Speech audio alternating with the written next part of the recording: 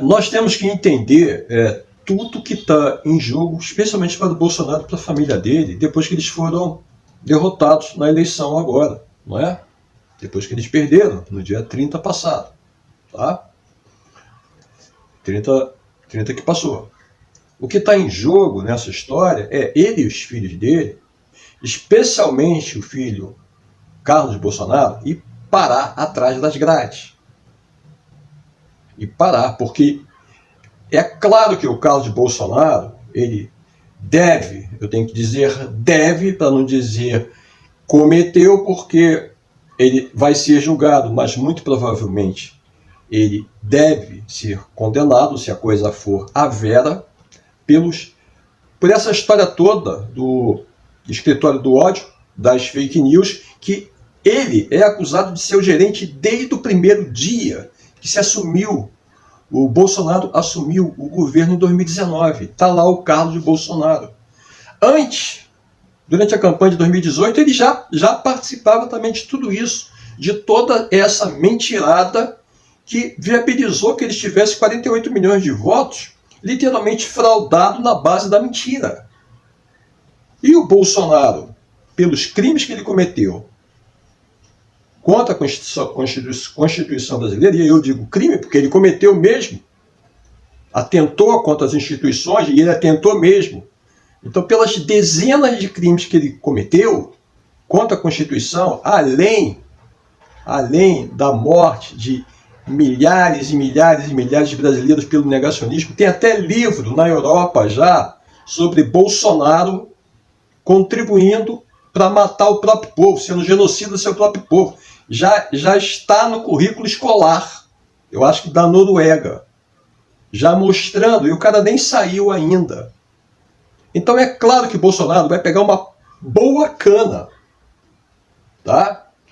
E aí, qual era a saída dele? Pô, ele viabilizava um golpe de Estado, não vai rolar, não vai, por mais que esses bobalhões úteis e inúteis, né? Inúteis para o Brasil e úteis para eles, continuem lá enquanto o filho Dudu Bananinha está no Catar, lá se divertindo com a esposa tirando selfie, e os babacas aqui da porta dos quartéis. Mas isso cria um clima de instabilidade no país.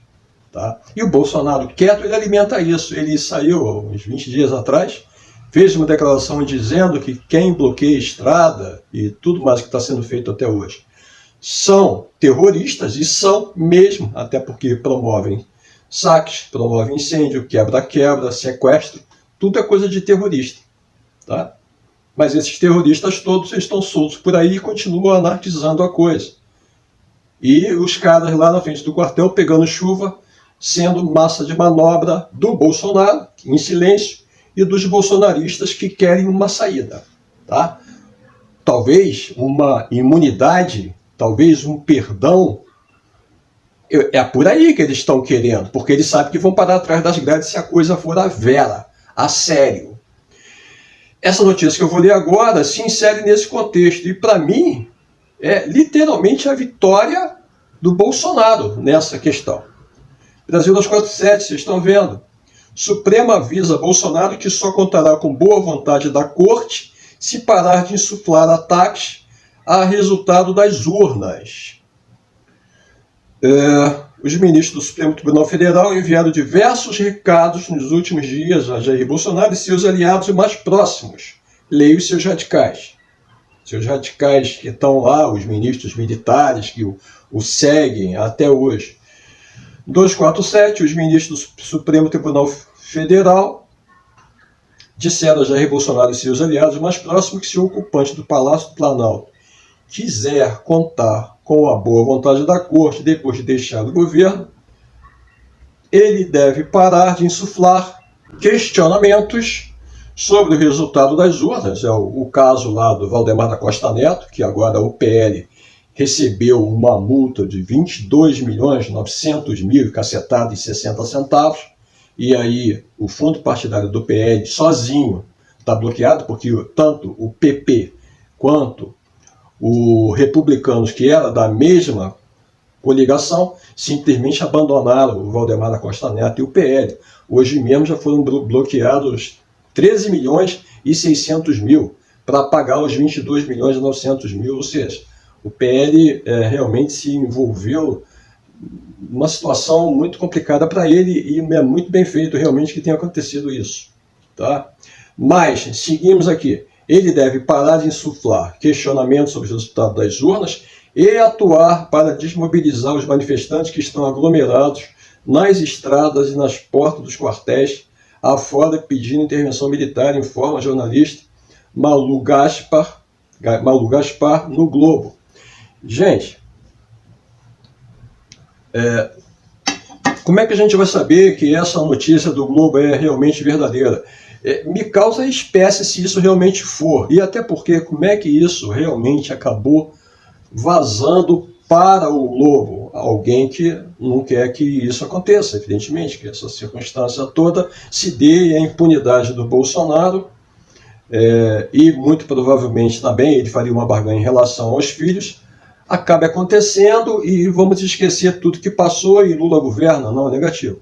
Eu desconfio desse tipo de notícia, dessa forma. Eu acho que o Supremo não faria isso, não faria uma barganha com o Bolsonaro, até porque Alexandre de Moraes, que é o presidente do TSE, ele foi muito firme ao longo de todo o exercício do Bolsonaro e se colocou como uma pedra angular, tá? Que impediu que uma situação pior acontecesse. Tá? Então, me custa crer que o STF/TSE esteja agora, fazendo uma conta de chegada nessa história. Essa gente que está lá fazendo tudo isso, eles já estão sendo considerados pelo Ministério Público Federal terroristas. Terroristas, o que eles o são. Você vai perdoar terrorista? Vai passar a mão na cabecinha deles? Você vai perdoar o Bolsonaro por estar incitando tudo isso? Você vai perdoar os filhos deles também por estarem participando disso, como o Eduardo Bolsonaro, que está no Catar, mas também insufla, os outros filhos também?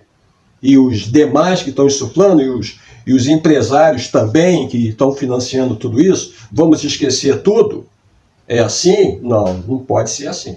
Então me custa a crer que realmente o STF esteja barganhando nesse sentido com o Bolsonaro, e que para mim, foi como eu disse no começo desse vídeo, seria simplesmente declarar para o Bolsonaro: olha só, você venceu, acaba com essa mobilização toda, que a gente em troca te dá um refresco. Isso para mim seria inadmissível. Seria o mesmo STF voltar lá, não é, quando o ex-ministro do Exército, não é, emparedou o Fachin, tá, o general Vilas Boas, e o Fachin, então, com medo, vetou a nomeação do ex-presidente Lula para a posição de ministro da Casa Civil da Dilma Rousseff. E aquilo ali foi por pressão direta do ex-ministro da Defesa, general Vilas Boas, ex-ministro do Exército na época. Tá? Depois ainda tirou sarro com a cara do Fachin agora, há uns 2 anos atrás, dizendo: agora que ele diz isso. Tá? Então é isso. Mas se isso for confirmado realmente, aí realmente vai ser mais uma vergonha para o Brasil e mais um caso de impunidade que vai acabar ficando por isso mesmo. Eu espero que não como brasileiro.